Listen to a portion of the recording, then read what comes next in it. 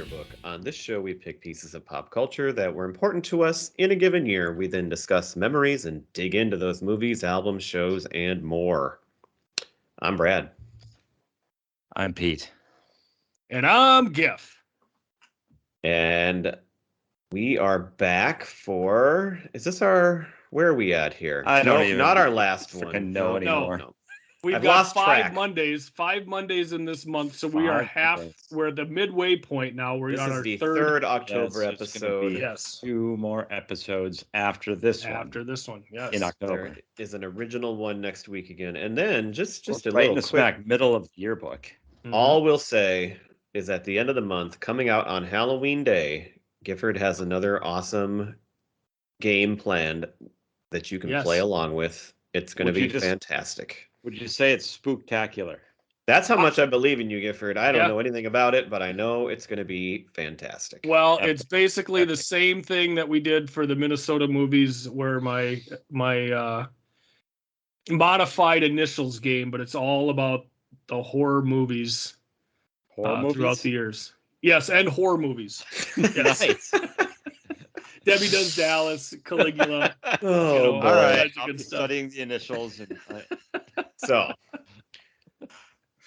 last week we talked about Coldplay. This week we're talking about Pete's choice, which is a movie again. Pete, do you want to tell the people what you picked and why? yeah, I think in the how long have we been doing this show?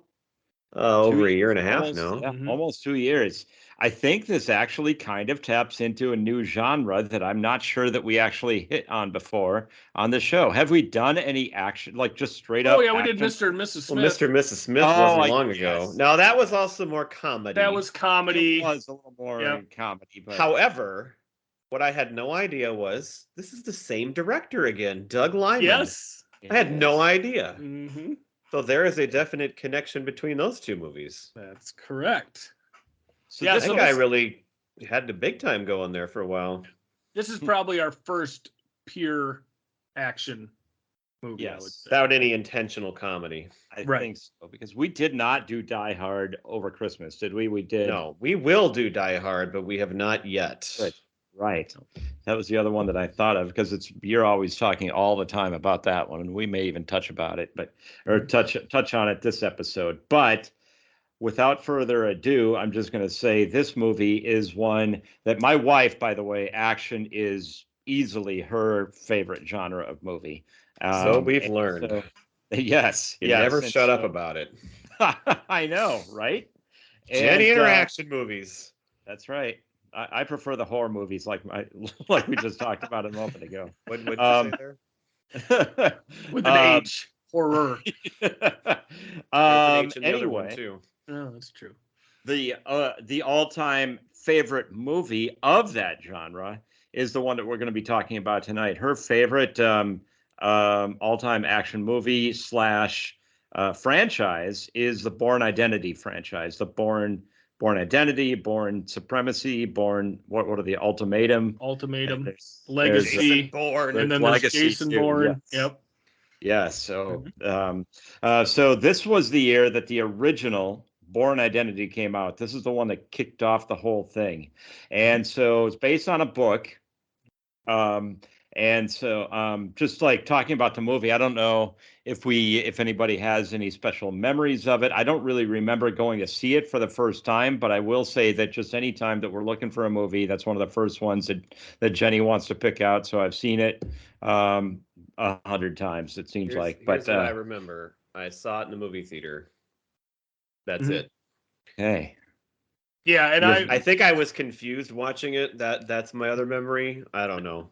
I get confused easily by a lot of these action spy movies. It's a lot Oh, yeah. going on. It's hard to follow sometimes. Well, they all have to but- try to be so smart. well, there's That's so right. much misdirection going on. As soon as you involve the CIA, it's going to be, a web of lies and, Yep. all of that stuff going on too. So I don't necessarily remember going to see this in the movie theater, but I'm guessing I probably did. I've seen this movie so many times. I'm a big fan Really. of Matt Damon in general, but also the Bourne movies are a lot of fun. Hey, Matt Damon. I should also say that I'm pretty sure that's the only time I've seen this movie, and I don't think I've seen any of the other ones. And oh, they're good. They I have are no good. interest in seeing any other ones either. Sorry. They are actually really good, and Yeah. I mean, I like this movie, so I'm not yeah, gonna trash it's it. got an But interesting concept. I would that's like what to I speak. said. Yes. I would like to speak to like a doctor or some medical expert to understand how amnesia works. I'm not sure if it works quite exactly in the way that it's depicted in this movie, or Well, you really just need any. to watch soap operas, and you'll figure it out. Exactly, Because exactly. those are all based on true medical fact. Or is it Out for Justice with Steven Seagal? No, he's in a coma the whole time. It's not amnesia, it's a coma that he was in. Anyway, that's a whole nother Actually, thing. that But sounds right. Yeah, I might have seen that movie at some point. That he sounds wakes familiar. up in a hospital bed after being in a coma for 7 years and just starts kicking ass right away. Yes, Like, that's right. Yeah. I think the only Steven Seagal movie I've seen was Under Siege. And why did you see that movie? And why would you remember seeing that movie? Can you Well, think I of know what anything? you're getting at because of the girl showing her upper Tatas? body. Upper But body. that's not why I saw it. What is Here's this? The why I NHL version of gratuitous movie nudity? Upper body, lower You know what, body. Gifford? What I just remembered, I think when I watched that movie was when I visited you and Morris for college. Oh, probably. I think we watched it there. Okay. And the only reason I watched it is because I did hear it was actually pretty good compared to the others. And it was compared to Die Hard. So I'm like, okay, well, if it's like Die Hard, I guess we'll try it out. Ooh, yeah, that's a reach. Well, Die Hard on Okay. a boat. That's the line. But that's every action movie. It's Die Hard on a, Not everyone. you know. The Bourne they Identity tried- isn't Die Hard on anything. No, It's but Die when Hard- Die Hard came out, that's what they tried to make it. It Die was Hard with amnesia. Right. There's a show. That's a show. Green That's a light show. it. That's a movie. Erica Eleniak is who you're talking about. Yes, Erica Leniak. And that's kind of one of the fun parts of this movie is that it's action with the mystery, because he's trying to, figure out what's going on, Right. Yeah, that's the good he concept figures about out it. a lot of things pretty quickly, though. Like more quickly than I would if I was in that situation. Sure. I'd be like, I still don't get it. So should we just dive right into the movie? Did you guys have anything else to add?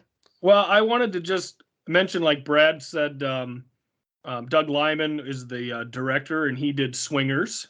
Yes, of course. And That's why we Go. know and love him. And Yep. Go. And Edge of Tomorrow, which I when I was very looking him much up, enjoyed. I hadn't realized he did that too, which is a really awesome movie. Yep, and he's in line to do the new Roadhouse movie with Jake Gyllenhaal. Oh boy!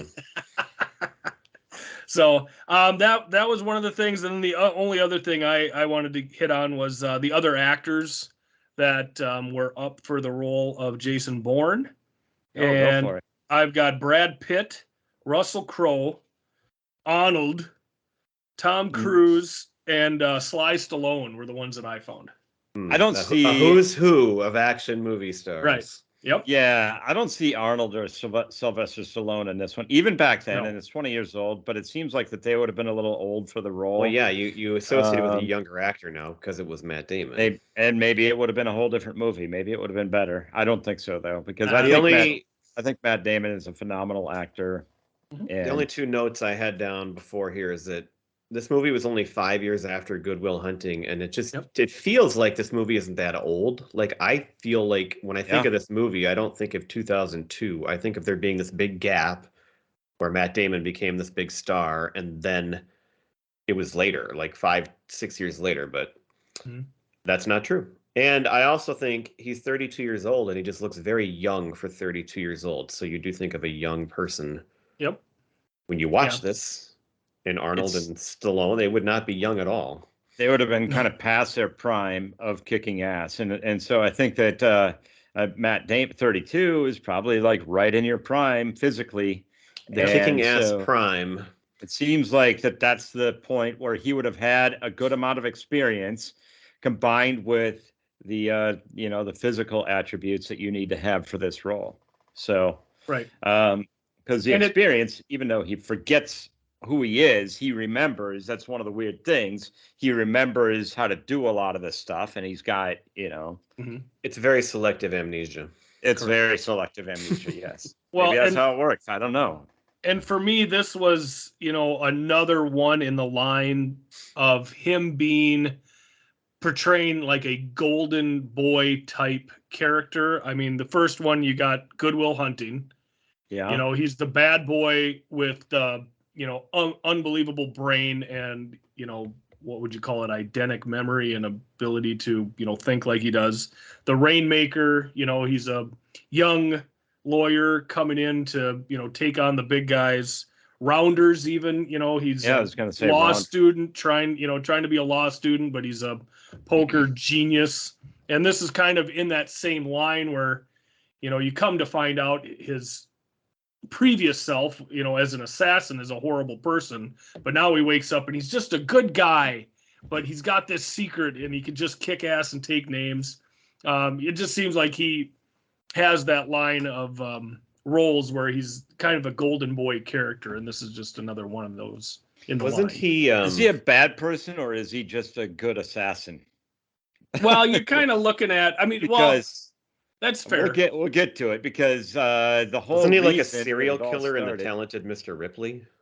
Yes, and that was after this, and I think before Rounders. It's from '99. Oh, was it? That was one of the first big movies he did after. That's true. Yeah. Oh, I thought it was after this. But he's kind of known as the golden boy type role, is what I was saying. Well, I just shot a hole in your boat with that one. That's all right. That's all right. As long as you don't shoot a hole in my back and throw me in the ocean, I'll be okay. Two bullets. Good segue. Oh, good. Here, I have a question about that. Okay. So he got shot in the back, but the bullets are barely in him. Yeah. Are we supposed to believe like that whatever he was wearing was that thick, or how does that work? Well, here's where right off the bat, my question. Here's where, there's a lot of factors that go into it. What kind of gun were they using? What was the distance that he was shot at from? But I would have we got ballistics expert Brian Peterson on the show tonight. Yeah, we could go into that on I could go deeper, but I would think that there's a lot of factors that play into it. Maybe he was wearing some kind of, like you said, some kind of bulletproof. I guess he was just wearing his wetsuit. Maybe you had the answer, but it sounds like you're just guessing. So, well, my answers make sense though. It's going to it depends on the gun. It depends on the distance. But the distance couldn't have been very far because they shot him while he was on the close boat, as he was heading off the boat, right? Yeah, as you come to find out. But it was definitely a mysterious beginning. There's this body laying in the water, and this fishing boat comes upon him, and it's got a little beacon, a flasher on it. Yep. And so these fishermen, it's a dark and stormy night in the Mediterranean Sea. And these fishermen are able to see something floating in the water, as we just said, and it's got a flashing light. They recognize that it's a person. And so they're not sure if he's alive or dead, but they get him on board and they rescue him. They start working on him, find out that he is alive. And there's one guy on there that seems like he's a bit more of a medical expert because he's able to at least remove the bullets. And not only do they remove the 2 bullets, he also removes a mysterious some sort of tracking device or microchip kind of thing and pulls it out. And it's kind of like a laser. And when he shines it on the wall, it's a bank account code. Bank account number. Yep. Yeah, it's a bank account number for a Swiss bank. Right. So, well, and the guy on the boat is your, prototypical cook/surgeon of the fishing boat. Well, they got to know how to clean a fish, so it's like I'm sure it's the same concept. Mm-hmm. Yep. So who knows? Maybe he was just the most experienced guy. He was the older guy in the boat, and probably had seen something like this before. I don't know. Yeah. So then they get him back while he's on the boat. They kind of get him back to, he gets his rest and comes to, regains his consciousness. However, he cannot remember who he is or why he was out there, anything like that. So so that's what's kind of setting up the plot of the movie. It's like, who is this guy? And he doesn't even know his own name, and whatnot. So while this is going on, and Gifford, you're just as much of an expert on this movie, or Brad, if you want to chime in on anything I skip over. But we cut back to the CIA. Mhm. We cut over to the CIA, and so they start explaining, that there was a mission that had failed, and that somehow they lost a man. So it's obvious that they're talking about this guy that we're talking about. They're all kind of assuming that there's an assumption that he's dead within the CIA, but at the same time, he's a high value assassin.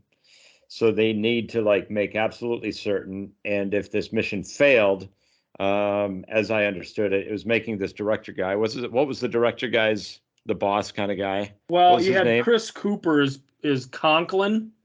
Yeah. And he's the guy in charge of the Treadstone Yes. mission, department, I guess, of these assassins. And then you got Brian Cox, who is I think he's a deputy director of the CIA, who's kind of his boss. But he's even in the dark over what Conklin's got going on here. Chris Cooper. Did you ask who he was? Because my biggest criticism of this movie is there's no character developed. I'm watching this movie and I never knew who any of these people really were, who they worked for, or anything. It's who is Chris Cooper? I don't know. And I watched it with my wife, and she was the same way. We didn't know who anybody was, or what their motive was, or who they were working for. And it was right off the bat, as soon as you see Langley on your TV screen, that's CIA. That's CIA. That's CIA headquarters is Langley, Virginia. So as soon as you see Langley, it's okay. We're dealing with the CIA. So yeah. Okay, but I do agree with you. Oh, you don't. Okay. But I do agree with Brad. No, I know that, but that maybe I was typing when that came on the screen. Doesn't really matter. It doesn't change that I didn't feel like any of these characters were developed to a point where I knew who they were or what the hell they were doing. Right, because you see the deputy director for the CIA in a staff meeting, and was that the president's chief of staff running that meeting, and who are all the people in the meeting? And they kind of ask about this mission, and he's he acts like he's in the dark about it. He doesn't know what's going on, but of course he goes right to Conklin, who's in charge of this Treadstone program that runs these assassins.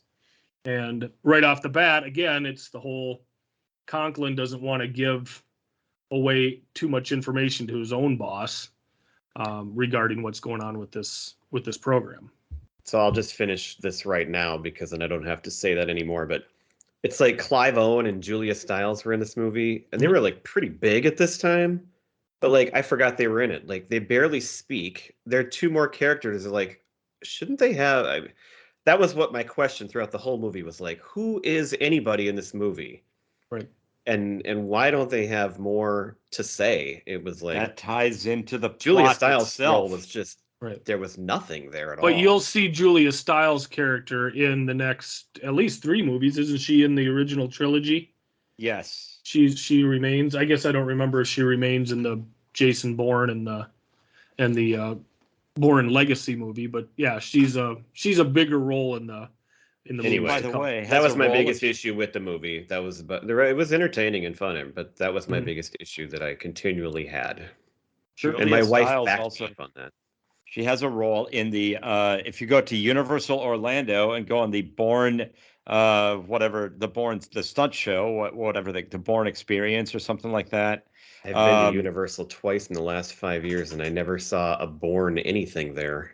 Well, maybe it's new. It was there last year when we went, and it's a show, and you go in, and it's a pretty amazing stunt show. And it's an indoor thing, and then they have this big screen and everything. But Julia Stiles has an appearance in that because she's in your big waiting room. That's how they do all these rides and everything. You have to be in this one big room for 10 minutes or whatever, and then they get you into the theater part. But she does part of the introduction, you are a super spy, whatever her whole lecture is. It's more to it than that, but that's not the whole spiel. That's not the whole spiel. That's what all those rides and things are now. Bring somebody out to sit and talk to you like you're part of it. That's right. Well, and I think that leads into the whole slick, fast-paced, feel of this movie. Is like Brad says, you don't really get much background on a lot of these characters. It's just roll with it, hang on for dear life, try to keep up with who's coming in and who's going, and you start to get a feel for the plot, though, in the sense that Bourne must be part of the CIA or some organization that's within the CIA, a subdivision of the CIA, and that they are looking for him and a little bit what he does, and they need to find him because they want him dead, right? I mean, that's the thing is they want him to check in, but at the very least, you got to clean up this mess, because the target of this assassination attempt that goes wrong is on an exiled ex-African dictator. Yes. And so it's a black op, it's not sanctioned officially by the US government to kill this ex-dictator. Right. And now that is out, because obviously the dictator is going to talk about it, the assassination attempt, while it comes right back on the US, and they need to clean up the whole mess. So Did you recognize Wambosi? He was from Lost, right? Yeah, Mr. Echo. Echo, that's what it is. I thought I had seen him before. It's not from Lost, because I never really watched that show, but he looked familiar, like I had seen him before. I don't know. He reminded me of somebody else, so I didn't know who that was. But so we established that little CIA plot there, and then we go back to Bourne himself after he is then let off the boat. Once they get to land, he gets off the boat and is into the city. And what city are we in right now at this point? Well, away he travels. You don't know what city he gets off the boat on, but he travels by train to Zurich. He gets to Zurich because that's the bank. That's the only lead that he has, which is the bank account number. So you know what I kept thinking of in this Swiss bank account? Gringotts. The what? The Harry Potter fans will recognize Gringotts, the bank Gringotts, there. Where another Harry good Potter... ride at Universal. Yes, same trip. I went on that.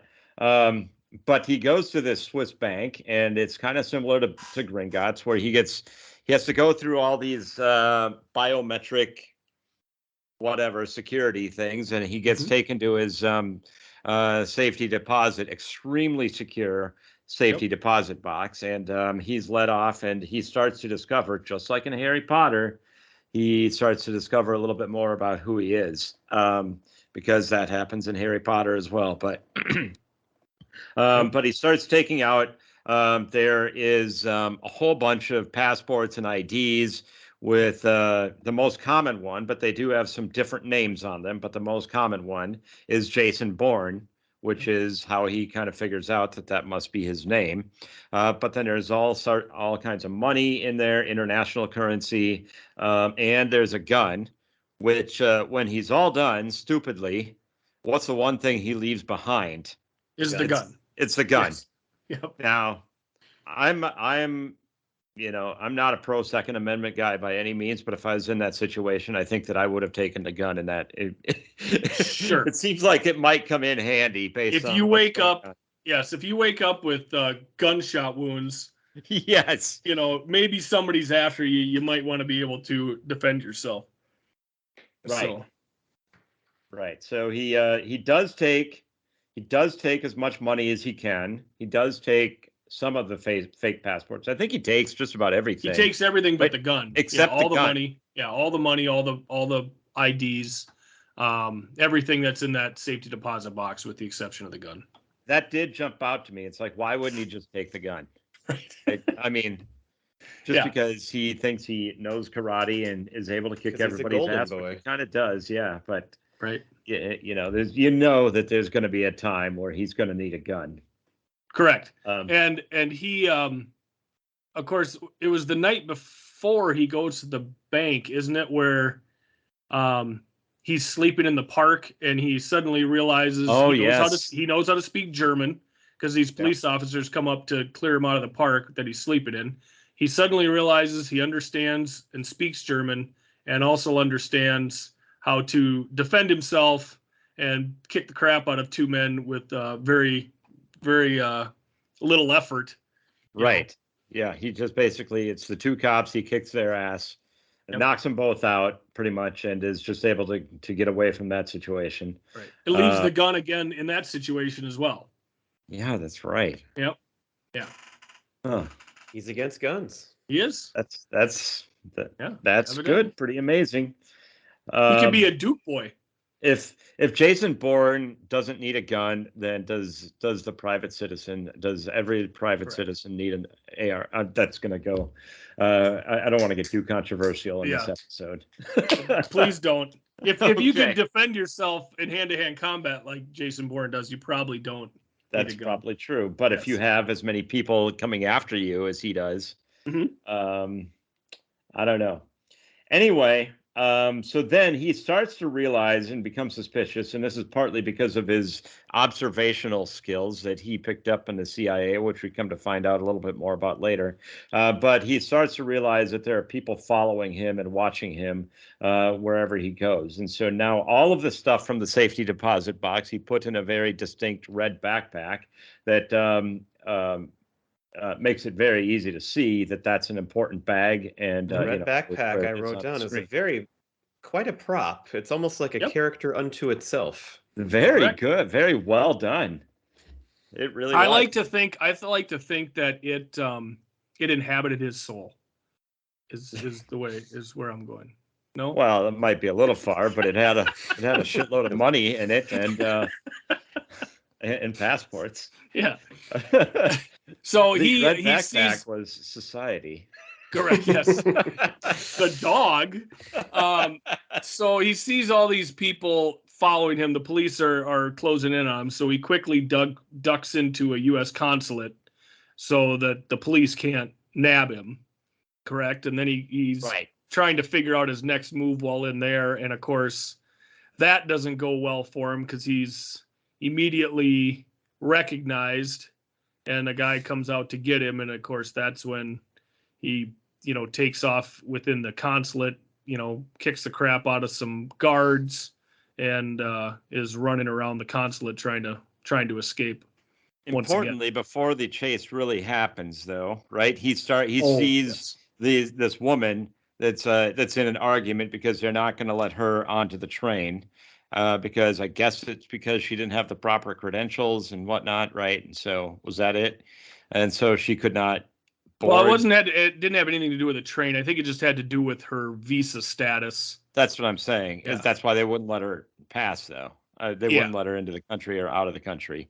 That might have been it, yeah. So, but of course, she becomes an important character as the movie progresses. Mm-hmm. So there is, we go back to this big chase scene, and eventually he kind of goes to the top floor of the building and gets outside onto a fire escape, very high fire escape. I don't know what the purpose of this particular fire escape is because there's no way to get there's really no safe way to get down. So he's just trapped on what is essentially just this balcony that's on this wall with no other windows or anything like that. It's just like a straight wall straight down, and it's snowing and everything kind of adds to it, the fact that it is snowing. But then they kind of don't find him, and they kind of ran the other way, or they just kind of gave up looking for him, at least in that location. But then now he's on this treacherous situation because he cannot go into the building. They're going to catch him. So he has to somehow get down. Right. Which is no problem. During a part of this, he drops the famous red backpack. So now he absolutely has no other choice because he has to get that red backpack. And so, then he has no major issues. It went better for him than it would for me in that situation. Correct. I care. How did he get down? Because I remember the scene, and I remember there's no way he can do anything here. He turned into Spider-Man. It basically yes. Just crawls down around the side and down the corner, and just basically just. There was a ledge that was about 2 inches thick that I think that he was able to get his feet on, and then he got down. Right. And then you don't really see the whole ordeal. He just like all of a sudden they cut away, and now he's jumping down the last 8 feet or whatever. Right. And then he right just next picks to his up the backpack. Yep. like nothing happened. Mm-hmm. And of course, now he is walking away from this consulate, and he runs into this woman that he saw having visa issues, and offers her $10,000 to drive him to Paris, because in his passport that he found at the safe deposit box, it says that it gives his address as an apartment in Paris. So that's his next move, is to go to his apartment in Paris and figure out what he can from there. So she agrees to drive him to Paris for Reluctantly $10,000. agrees. Yep. And then he'll give her another crouched at the $10,000. starting line. Yes.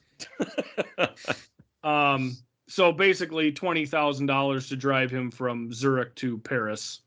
And that's kind of where they go from there. They have a bit of a road trip. That'd be fun. Yeah, she gets to know him a little bit. He gets to know her a little bit. Well, he's very shy. I mean, he doesn't want to talk about any of this for good reason. Right. He doesn't know who he can trust, and this is all like top secret, classified info that he does know. But then he just eventually, she's talking and talking, and he's saying nothing. Right. But then he just sort of says, "Fuck it." And so he's like, "Here's my situation," and he told her the truth, everything that he knows. Which was interesting that he did that. He trusted her enough, but he had to trust somebody. And she was the only one that he could trust, because he knew that she wasn't somebody that was chasing him, and the way that they met and the way that the situation that she was in, it's not like she was part of some other government agency or something trying to track him down. So he decided he could trust her. So, well, and when they get to Paris, and they drive up to his apartment building, they're at this point, it looks like they're going to part ways. And she says something about, well, I hope you don't forget me. And of course, his line is, "How could I forget you? You're the only person that I know." Because still with the amnesia. I had that line written down. I thought that was a memorable line. Yeah. Very flattering. Yes. So they head up to his apartment, and while in the apartment, he's kind of checking everything out, seeing where he lives, and she comes up with him to kind of freshen up.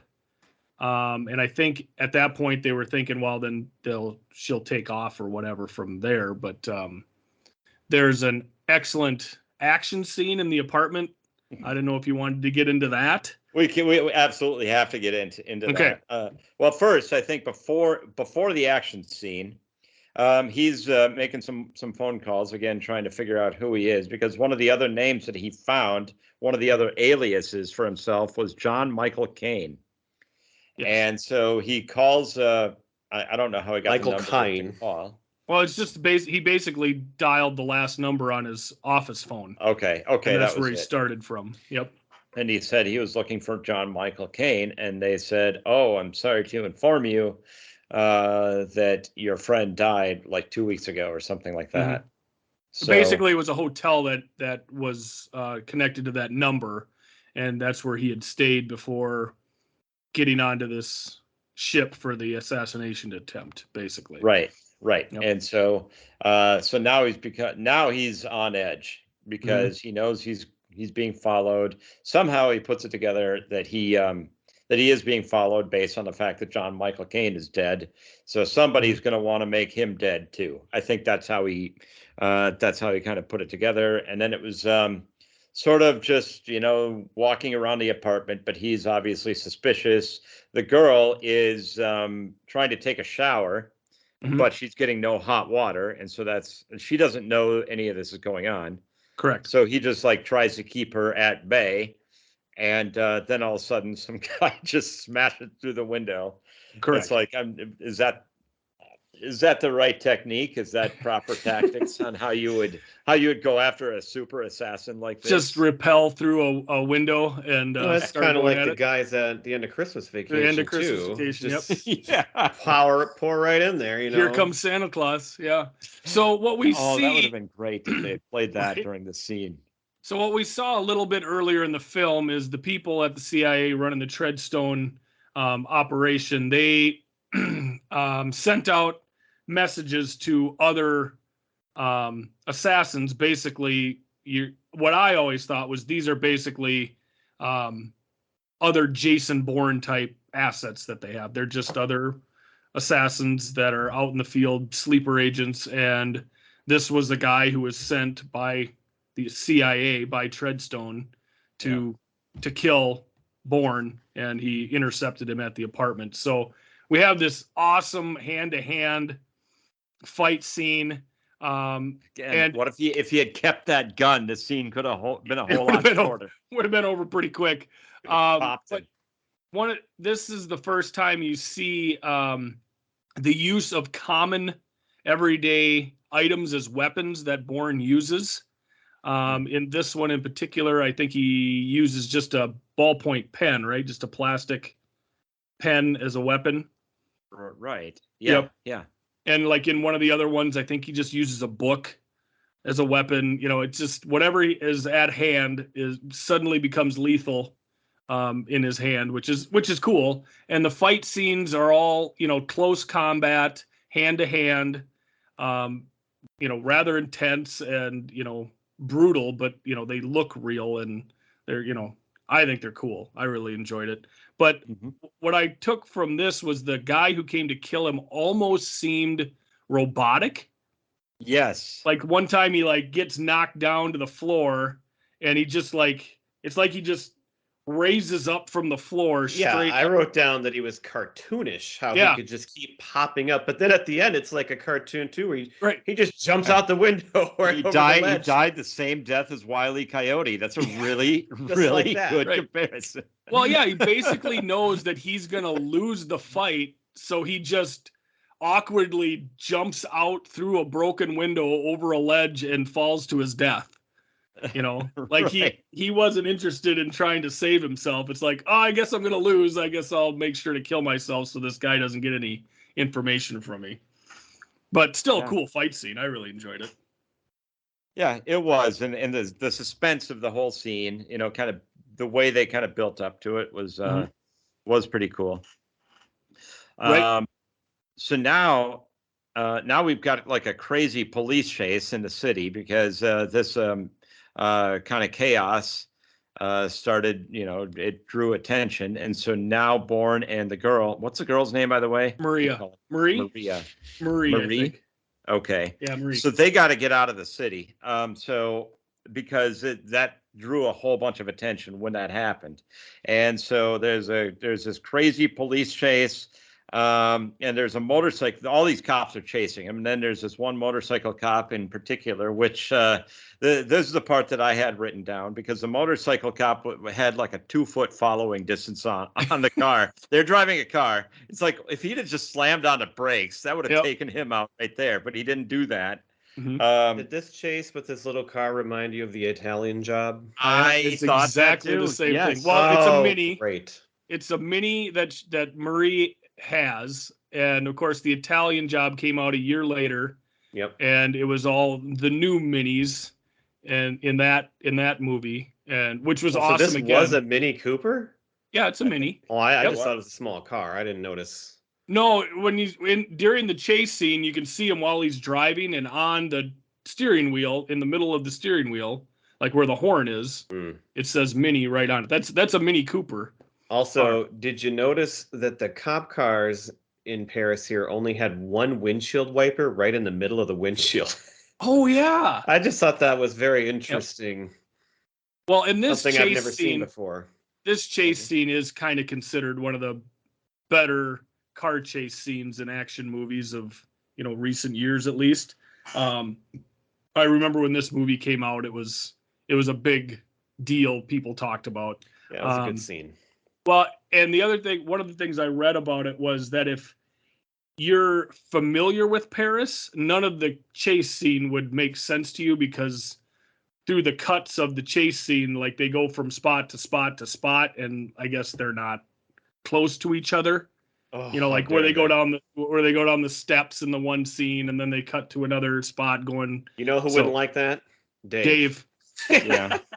You don't go through Brainerd on the way from Fargo to Minneapolis. But awesome chase scene. And I love how it ends where he just like cuts across traffic right down into a parking garage, stops, and then there's just this moment of pause where they just both kind of sit there, look straight ahead, kind of look at each other, and like after this huge, it's just kind of a way to,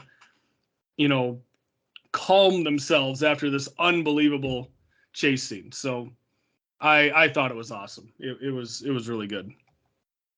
Of course, so, after a day like that, you're going to go to a hotel, and then what are you going to do? You're going to cut and color your hair and then maybe get it on. So exactly. He's cutting her hair, and I'm sitting there with my wife, and she goes, I got a thing or two to say about this part. I had a thing or two to say about this. Because he's just chopping it in big chunks. Right. Yeah. And then it looks great. It looks great. It's like all like feathered and or whatever. It's just perfect. She did not find that believable or the right way to do it. Right. Yes, I could see Kim having a real issue with that scene. She also predicted they were going to have sex there, and I didn't think they were because I thought it just didn't seem like it fit the movie. I thought there would be no romance in this movie whatsoever, but I was wrong. I didn't think it fit. I think they needed to put it in there in a way just to show. You gotta have it in there. Yeah, just to show that there's a bond forming between these two. That is. Well, that's kind of what I thought. Though, it'd be more just a bond, but not actually physical or. Yeah. So it was. Well, that was kind of works. It kind of works into the next movie too, though. It does. Yep. So the one thing I didn't understand after the chase scene was he's telling her, "Okay, we're never coming back to this car. So whatever you need." Get it out of the car. I'll wipe the car down. But when the police find the car, the plates are on it. Like they would know this is the car that was involved in the chase scene. Like why would you have to wipe your prints out of it? They know who's in the car. They know like the people who are after them. Like the CIA. But do the regular police that know though? I mean, if the regular police are able to find the prints and they're going to be able to help out, I would think that it would add a layer of protection. But you keep seeing like when the first assassin comes to kill them, like he has in his possession like pictures of the two of them in the consulate, the day before. Like, I mean, the real police throughout the show aren't their problem. It's right, exactly. CIA coming after him. So to me, he would know these police aren't anything that I need to worry about. It's, it's whoever's chasing me is bigger than that. So I always thought it was weird he would wipe down the room because it's like, well, they'll find the car. They know the car was in that chase and that's who they were after in the first place. Even the police would know that's, anyway. Maybe he's just really neat. Yeah, that could be. He's a stickler. Right. So all right. So then what? So now we get to the what was the African dictator's name? Wambosi. Okay. So now he's at a morgue, right? This is where he's going. Am I missing something there? No, you're right. Yep. Sorry. Yes. Wambosi goes to the morgue to see the body of the guy who supposedly was on the boat to kill him. And he realized it's supposed to be Matt Damon's character, Jason Bourne. Right. But the CIA, Julia Stiles, Brad brought up earlier, she's a field agent in Paris. So I'm assuming she kind of had something to do with planting that body there. And of course, Wambosi comes in to view the body, puts his hand in the body bag. Daniel LaRusso was not in a body bag in this scene, so that's good. But basically feels the back of the corpse to see if there was bullet holes in it. And he says, no, this isn't the guy who tried to kill me. So he knows that there's something wrong here. And then, of course, we've got Clive Owen's character. Oh, he's in this? Yes. He's one of the Treadstone assassins, and he sets up outside of Wambosi's apartment and shoots him through a window and kills him, and then going up a stairway, right? Or down a stairwell. Yeah. And then, so he gets taken out. Perfect and then of course, Conklin at Treadstone, he tells his boss that this was actually Jason Bourne who did it, and basically says, well, he didn't kill him the first time, so now he killed him this time. So he's trying to blame stuff on Jason Bourne and paint him in a bad light so that they can use all their resources to take him out. Is Conklin, is that Chris Cooper? That's Chris Cooper. Yes. Okay. So I like Chris Cooper in a lot of movies. Yes. But I really thought he seemed like a poor man's Tommy Lee Jones from The Fugitive in this movie. It just, it wasn't, Sure. Tommy Lee Jones was amazing, got up for an Oscar. Mm-hmm. This just seemed like the kind of more of your typical over-the-top yelling crazy cop guy. Mm-hmm. My favorite line was, "I want Bourne in a body bag by sundown." Yeah, that's what that one got me too. That was a little over the top. I just didn't connect with him very well this time. No, and he is a phenomenal actor, but he's been playing the heavy for sure. So now we got Wombosi dead, and we know that Clive Owen's character, he's the Professor, is his code name in this movie, is on the trail of Bourne at this point, and now in the same city as well. So kind of closing in on him in that way. So Bourne decides they need to get out of town, right? Yes. Because the police find the hotel that they stayed in. So he knows that they're getting close. So they got to get out of town, and they end up going to a friend of Marie's that she hasn't seen in quite a while, but they end up boyfriend. Isn't it an ex-boyfriend? It was an ex-lover. It's ex-boyfriend. And of course, this is where, some of the good police work, I guess, of Treadstone comes in handy, because they do a whole profile on Marie and figure out, these are the places that they could go to for history. Yeah. Yep. So I thought this was a really cool scene. This was a really good dramatic part of the movie the whole time that they're at this ex-boyfriend's place. It was like really suspenseful. So basically they go to this guy's place, which is kind of a nice looking, it'd be a great place to live out in the mountains, beautiful snowfall, everything, nice little like lodge that's out there. And he's not home at the time. And so the two of them are able to just kind of go in and do what they need to do. And at some point he does arrive. The boyfriend does arrive. The ex-boyfriend with he's got two kids, right? Two little girls. Yep. Yeah. Two little girls and a dog. Right. Yep. And so he's like, "Hey, what are you guys doing here?" Right. And then so she kind of explains it, and he really doesn't have a whole lot of time to think about it, because it's like, this does not seem like a good idea to have these people here. But then Jason Bourne, the expert assassin, basically says, "You guys need to get in the basement and hide." And so he believes him, and so he does. Right. And it's a good thing, because then this assassin does start doing shit. Or no, how did it happen? Because he knew the assassin was out there, and he knew the assassin was out there because the dog was missing. Okay, so the dog went missing. The dog never goes missing. So the assumption is the assassin, either killed the dog to, so it wasn't around. Just like Marky Mark and Fear. There you go. So Bourne tells everybody to get in the basement. He's going to take care of this situation. I like how he just knows where the shotgun is hidden. If you got a house with small children, shotgun's going to be up high somewhere. And he finds the guy's shotgun and takes off. He has a distraction. He shoots like a propane tank or whatever, and that blows up to distract. Well, it creates a smoke screen. It was the key benefit there. So that the assassin, he knew that was what was going to be required, so that the sniper, a sniper type. Well, he's assuming there's a whole team out there after him. He doesn't know it's a single assassin. So he knows he's got to get out away from the house and into the woods. He does this sweet thing, because all he's got is a shotgun. He does this cool move where he comes to a field and he just shoots in the air, and all these quail flush, and they're flying around in the field. And based on where the quail won't land, he knows that that's where somebody is probably hiding out.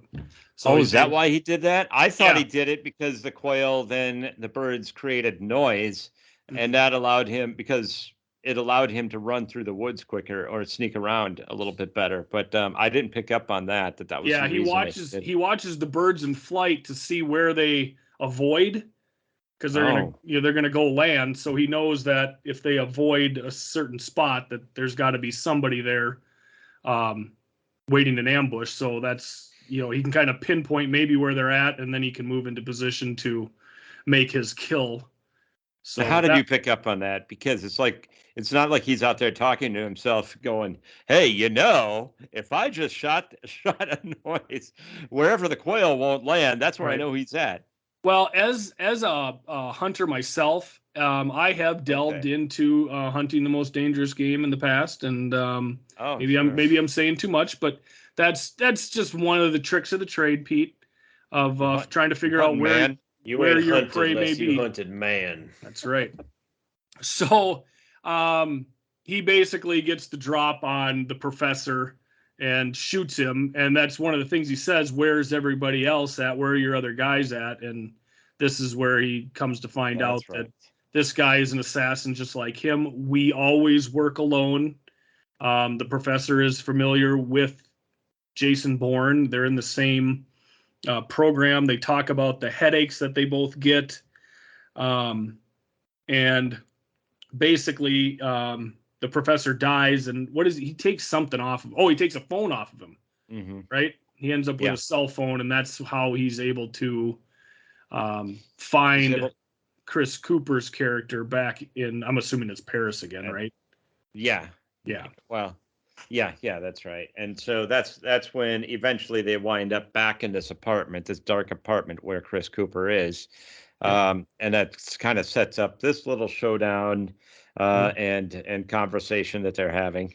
Where they kind of explain away the plot of the movie, more so that they're trying to figure out what this Treadstone is, or Bourne is still trying to figure out Treadstone, and so he's asking him questions, and he's like, damn well what Treadstone is and who you are, all this stuff. And it's like, well, no, I don't. Bullshit. It's like, well, why don't you just stop and explain to him the situation? I woke up in a boat, and I was pulled out of the water, and I have amnesia. Maybe they could have gotten further with good conversation. I don't know. Yeah, I didn't even know as we were watching this if the whole not knowing who he was thing was from getting shot, or if that was like a thing with all these guys that they like controlled them and did it to them. That was another question that just didn't seem very clear. Well, if you watch more of the series, again, you keep bringing up the rest of the series, but this is the first movie. I mean, this is what I want to know. That's the hook to bring you back for the other movies, is to continue to unravel. For me, it worked the exact opposite of this mystery around Jason Bourne, because his actual identity is David. Oh, what the hell is it? I think he finds that out in the next movie. Spoiler alert. Shoot, I can't remember the last name.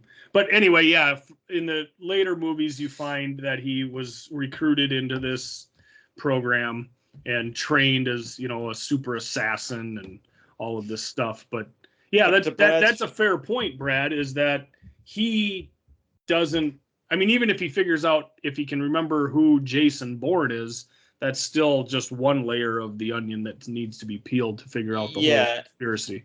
I never thought that the amnesia was inflicted on him, though, other than I thought it was just a part of the injuries sustained. I don't get, though, is how getting shot in the back and floating in the water, how does usually I would associate with amnesia to a head injury. Right. But I don't think maybe he did get hit in the head or something as he. It didn't seem like they ever treated anything as like on the boat, like it was all about the 2 bullet holes in his back, more than a head injury. But are we to the end here yet, where he falls down the stairs and shoots a guy mid-fall? Right between the eyes, a perfect shot. That was some move there.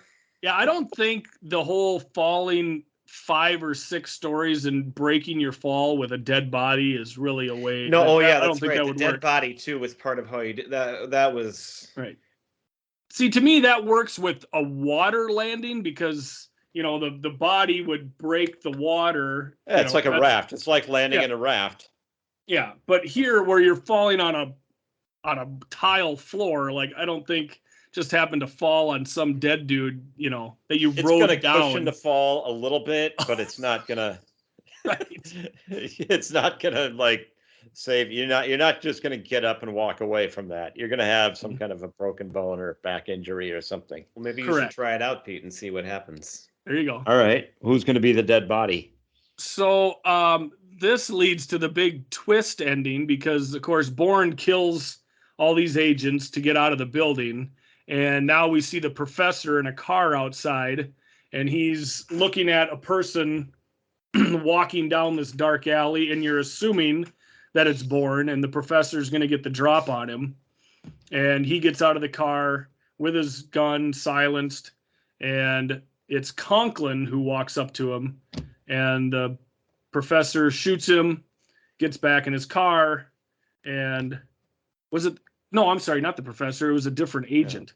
It's a completely different, different agent who shoots Conklin, gets in his car, and drives away. And I think he sent a message saying that mission was done. And now we see the deputy director, Brian Cox, back at CIA headquarters in the Treadstone area, basically say, okay, this is done now.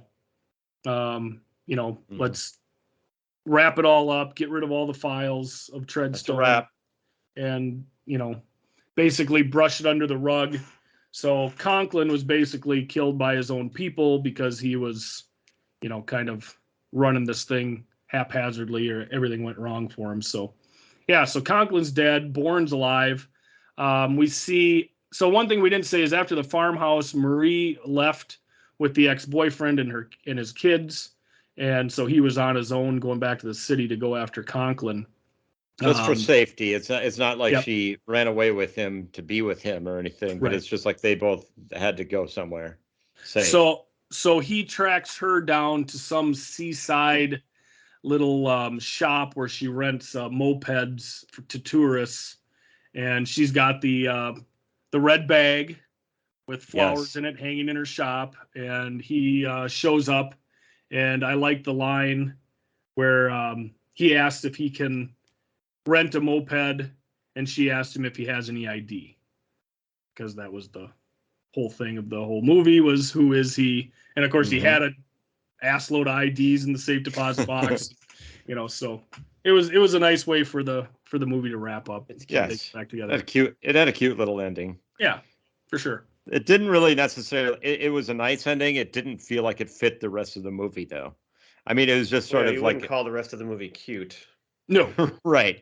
No, except for her hair after he cut it so perfectly. But they did have sex, so they had to resolve this relationship here. And she is in the second one, right? She starts off in the second movie. Yeah, so they are together at the beginning of the second movie. So. But I like it. I think it's a very good movie. I like Matt Damon. I like the action in it. The car chase scene is awesome. So I think it's a good pick. It's a fun, exciting movie. I liked it too. I like the premise of it a lot. Like what? Because I forgot what it was even about. So when I'm watching it, I thought this is this cool premise. It just seemed incomplete and too many questions and underdeveloped things. So for me, it was worth a watch. Gotta watch the rest of it. Well, I'm not going to. I felt it was worth a watch, but not repeated viewings, and I have no interest in the other movies after watching it. Like I like that one by itself; it's fine, but I don't need any more. Well, and what I did like was that the way they ended the first one is it can stand by itself. Well, yeah, I don't feel the need to watch anything else. All these things you guys keep bringing up, none of those things made me like, oh, I got to watch the next one. It was more just like, why isn't this one more clear? I don't know if they intended right away to make more sequels. Well, right, they probably didn't. So they did wrap it up pretty well, like you said, Gifford. Well, and I think it's like a lot of movies where one will get greenlit and then based on how it does, because this movie had a $60 million budget and brought in 214 million. So as soon as the studio sees that, they're going to be like, absolutely green light the next one. Like we got a cash cow here. So let's go ahead and keep them coming. Cash cow. Yeah. That's what they named the next movie, right? Cash cow. The Bourne cash cow. The Bourne cash cow. Right. Yes. That I would watch. That is correct. Yeah, that one I'll watch again. I want to repeat, I did like the movie. It's a fine movie. Okay. Yeah, I might go and watch, because I know HBO Go or whatever has, or HBO Max has the Bourne Supremacy on it. I don't think it has this. I think they're all on there because I watched this. No, I don't think the Ultimatum's on there. Bourne Supremacy's on there. Yeah, that's what I thought too.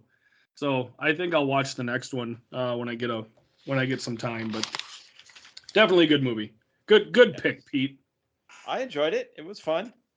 Yeah. Good. I'm glad you all had fun as well. So, based on the genre that we rarely tackle, which is action movies, I asked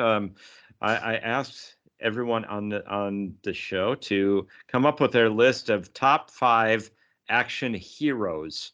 And then I said just before the recording that we could lean towards franchises, but it doesn't have to be. It was too late. I thought about it later, but mine are all franchises. Sure. So you can just take it however Should I you go want first to. since I don't have all franchises? Sure. You can go first. It's not a disqualifying factor, though. So I was thinking of action movies that I just really love and then characters that I love, and it was pretty easy to make my list from that. My first one is a franchise, but it's the first movie that really does it anyway. But John McClain, obviously, Die Hard is number 1. Yes. One of my all-time favorite movies. Die Hard 2 is great, too. I also love Die Hard with a Vengeance. And I've seen the newer one he did, 10, 15 years ago. A Good Day to Die Hard. Or Live Free or Die Hard. There's also one I thought there was one. Yeah, there's like another one, I think. I don't think I have seen maybe the most recent one. Sure. But he's number 1, and he's just fun and cool and so easy. Yep. Now, my second one was not a franchise, but one of the characters was so good they actually made a second movie without the action hero. My other all-time favorite action movie is The Fugitive, and so I have Dr. Richard Kimball at number 2. Okay. And speaking of Tommy Lee Jones, they made a movie with him which I never even watched. I don't even know if that's any good or what. No, I've seen it, and it's comically bad. What is it? What's the name of it again? Why can't I think of what it is? U.S. Marshals. Yes, U.S. Marshals. Yeah. It's Wesley. I just thought the name was so Snipes. dumb. What a dumb name for a movie. It made me not interested. Wesley Snipes is the main character in that one, and he is the fugitive character. And basically, it's sort of the same premise, only it's based on a plane crash. Snipes escapes a plane crash, and they're chasing him that way. And it's one that you should watch for the comedic value and how bad it. That's how I remember it. I saw it about. If I was going to pick what I think are the 2 most perfect action movies, it would be Die Hard and The Fugitive, and so that's my. There you go. And I love the character Richard Kimball. Harrison Ford is awesome. So good in that movie. Yeah. And if you want to have franchises, you can throw Han Solo in there, I guess, then. But that's not who I'm talking about here. I have a different Harrison Ford franchise. I do as well. Probably Indiana Jones, I bet. Number 3, I've got another one, even. Okay. I have a franchise for number 3, and that is Ethan Hunt from Mission Impossible. Tom Cruise. Which this is a franchise where I love the first movie. The second 2, I don't really remember thinking were all that great or anything. But the most recent 3 that they made, after some time passed, are some of the greatest action movies I've ever seen, and it just took a whole new level there. And God, I love those. He's great. And I realized, I wrote a note down when Matt Damon was scaling the wall in that one scene. It reminded me of Tom Cruise on in Dubai, whatever can't think of the name of that building right now. Yeah, outside on the glass. Yeah. Oh, that's so good. Yes, it is. Number 4, this is a standalone. Although there was different versions, and I don't think this actual character was really in another one. but I love the movie Desperado and El Mariachi. Yes. Oh, Antonio Banderas is one of the coolest action heroes ever. That's a great one, Brad. Thank you. Yep. And then those are my easy 4. The next one I could have gone different ways, and this one's a little more like campy.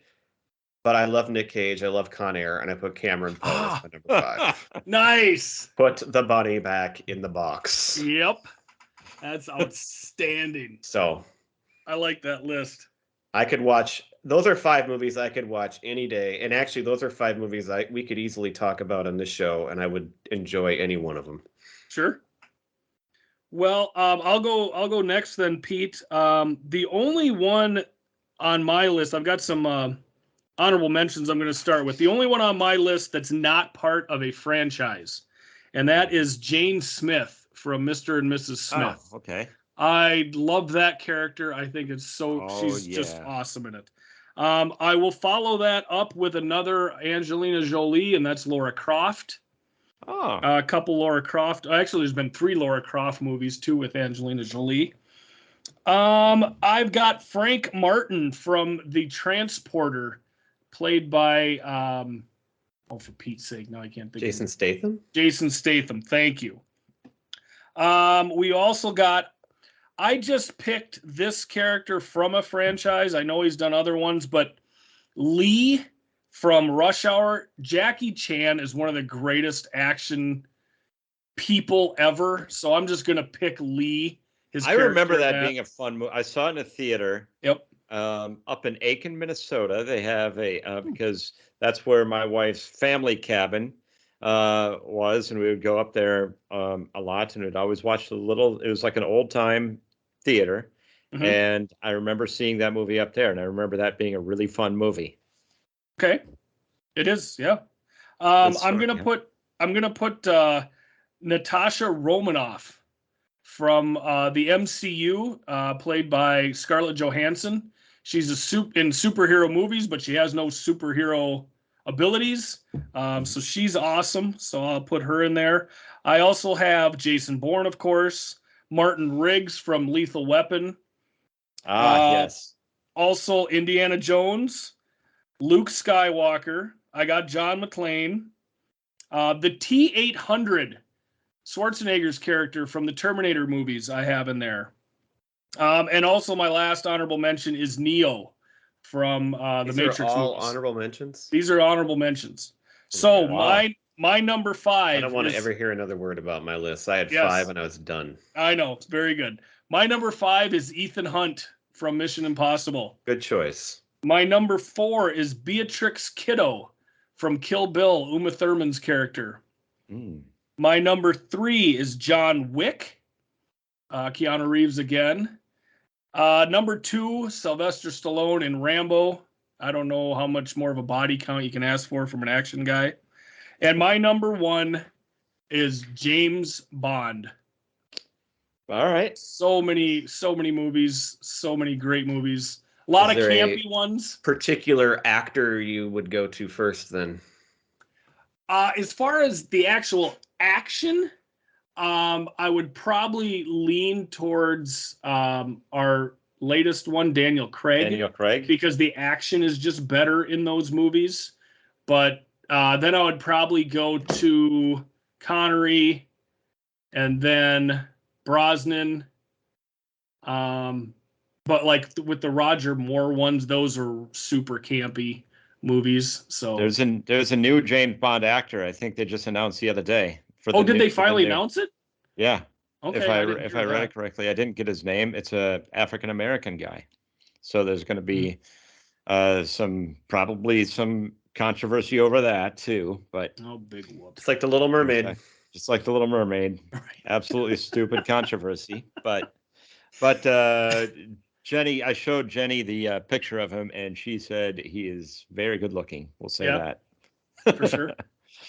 All right. I think everybody, actually, only have one that has not been mentioned, and it's my number 5. The one honorable mention that I had was Ethan Hunt. Okay. Mission Impossible. My number 5 is Jack Ryan. the clear and present. So there's another Harrison Ford character, also played by Ben Affleck, Alec Baldwin. Yes, he was actually the first one. Hunt for Red October. Yep. Yes, and Ben Affleck, and then also John Krasinski in the Amazon Prime series, which is really good. It is. So, highly recommend that. And way more action in the series for that character than there are in the movies. Yeah, as far as like hand to hand and getting really like into action, whereas the original movies were more, he's older. There's still great action in them, for sure. Yeah. But and sort of what transformed, I think it took John Krasinski to the next level. I mean, he's a totally different guy than you think of in The Office when you think of John Krasinski. Yep. But like you could tell he's been lifting weights because he's just like buff in these movies or in these shows. Yep. And I think he's a phenomenal actor as it is. And he's funny and he can be witty. And he did a great job in that role too. So, did I already say Ethan? I already said Ethan Hunt. I did have James Bond, John McClain, Indiana Jones, and Jason Bourne rounds out my list. Nice. Bottom to top there. So there it is, folks. We successfully navigated our way through. This is the most action-packed episode that we've ever had. Yes. Yeah, I'm winded, honestly. Yes. No kidding. Now we just, have to find that fancy hotel now. So, should we give a little teaser for next week then? Sure. Go ahead. It's your show. So next week, to round out our regular type shows for the month for 2002, my pick is Scrubs. So that's the end of season 1, beginning of season 2 for 2002. So we'll talk about a couple of episodes next week with Scrubs. Scrubs is going to be quite a pivot from Bourne Identity. A little bit. But still some good action. There's some good, sometimes some good action fantasy sequences in there, but nothing that can measure up to Jason Bourne. Right. Very good show. Yeah. Well done. So how about a little action-packed Preacher Row? I like it. There it is. All right. I say we go with it. Here we go. Let's do it. Bye. All right. Next week, everybody. We'll see ya. Bye.